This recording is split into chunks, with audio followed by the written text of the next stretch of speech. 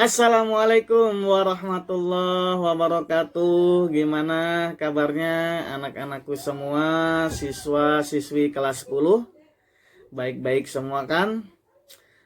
Kembali lagi di pelajaran sejarah kebudayaan Islam. Di pelajaran ini kita bisa mempelajari hal-hal yang sudah terjadi ratusan, bahkan ribuan tahun yang lalu, yang berkaitan dengan agama Islam tentunya. Pada kesempatan kali ini kita akan mempelajari sejarah dakwah Nabi Muhammad SAW di Mekah. Bagaimana caranya Rasulullah dan para sahabat menyebarkan ajaran agama Islam untuk yang pertama kalinya di tempat kelahiran Nabi Muhammad SAW. Tentunya ini bukan sesuatu hal yang mudah. Kita sudah sama-sama mempelajari bagaimana keadaan masyarakat Arab sebelum Islam. Begitu terpuruknya mereka dalam hal beragama. Itulah yang dihadapi oleh Nabi Muhammad dan para sahabat. Yang kita pelajari adalah apa saja yang diajarkan oleh Nabi Muhammad dan para sahabat. Itulah yang dinamakan dengan substansi. Kemudian bagaimana caranya Nabi Muhammad dan para sahabat menyebarkan dakwah Islam. Itulah yang dinamakan dengan strategi.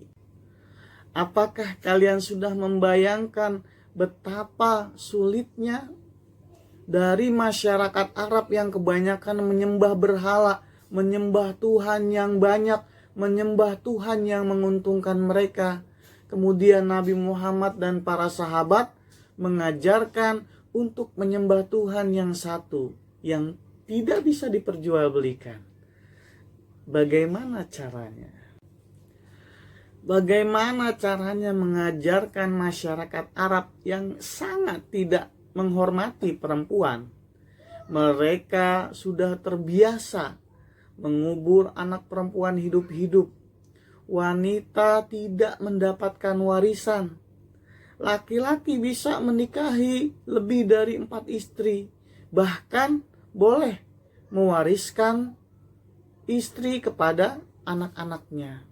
Kemudian Islam datang, Nabi Muhammad mengajarkan bagaimana caranya menghormati wanita.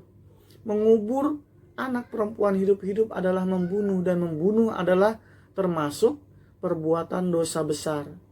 Wanita mendapatkan warisan. Laki-laki dianjurkan hanya memiliki 1 istri.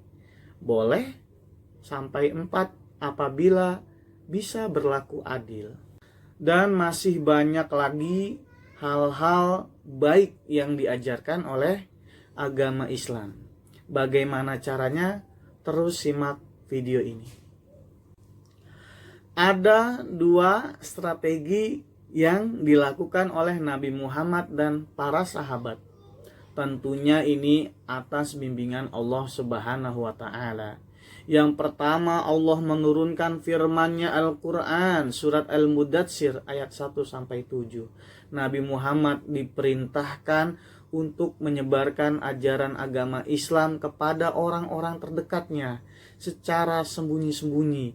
Nabi melakukan ini selama 3 tahun, sehingga masuk Islamlah beberapa orang. Yang pertama dimulai dari istrinya Siti Khadijah, kemudian keponakannya sekaligus anak angkatnya Ali bin Abi Thalib, kemudian sahabatnya Abu Bakar, kemudian anak angkatnya Zaid bin Harithah. Orang-orang tersebutlah yang kita kenal dengan nama As-Sabiqunal Awwalun.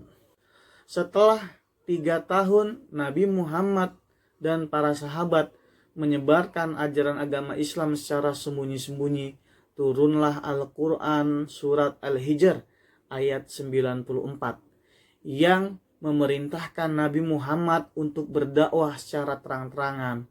Setelah itu Nabi Muhammad mengumpulkan saudaranya dari keluarga Bani Hashim dan Bani Muthalib. Kemudian Nabi Muhammad mengumpulkan orang-orang Arab di sekitar Mekah di Bukit Safa. Kemudian Nabi Muhammad berdakwah ke Taif. Walaupun itu tidak membuahkan hasil yang banyak, akan tetapi tidak menyurutkan semangat Nabi Muhammad dan para sahabat dalam menyebarkan dakwah. Setelah kafir Quraisy mengetahui bahwasannya Nabi Muhammad dan para sahabat menyebarkan ajaran baru, ajaran yang berbeda dengan nenek moyang mereka, ajaran yang mengusik penghasilan mereka, maka mereka tidak tinggal diam. Apa saja yang mereka lakukan? Yang pertama, mereka mengancam bahkan melakukan pembunuhan terhadap para sahabat Nabi. Orang tua Ammar bin Yasir, keduanya sudah menjadi korban. Sumayyah dan Yasir syahid dibunuh oleh kafir Quraisy. Bilal bin Rabah bahkan hampir syahid di tindih batu yang panas. Untung saja Abu Bakar As-Siddiq menyelamatkan Bilal bin Rabah dengan menebusnya. Kemudian kafir Quraisy membujuk Abi Thalib hendak menukarkan Nabi Muhammad SAW dengan seorang pemuda yang tampan dan cerdas, Amrah bin Walid. Nabi Muhammad bahkan ditawarkan godaan harta, tahta, dan wanita. Tak kehabisan akal, kafir Quraisy mengajak Nabi Muhammad dan kaum muslimin untuk melakukan penyembahan secara bergantian. Yang terakhir, kafir Quraisy melakukan pemboikotan terhadap Nabi Muhammad dan kaum muslimin selama 3 tahun. Akan tetapi itu semua tidak menyurutkan dakwah Nabi Muhammad SAW. Sampai pada akhirnya di tengah segala kesusahannya datanglah sebuah harapan besar. Utusan dari 2 suku besar di Yasrib, yaitu suku Aus dan Khazraj, datang menemui Nabi Muhammad di Bukit Aqobah. Kemudian hasilnya adalah mereka berikrar, mereka berjanji akan melindungi Nabi Muhammad dan dakwah Islam. Dan yang terakhir, mereka hendak membawa Nabi Muhammad untuk hijrah ke Yasrib, yang kemudian dinamakan dengan Madinah Al-Munawwarah atau kota yang bercahaya. Begitulah anak-anakku semua, perjalanan singkat dakwah Nabi Muhammad dan para sahabat di Mekah yang akhirnya mengantarkan ke Madinah. Banyak sekali yang bisa kita diskusikan. Mari kita diskusikan setelah ini.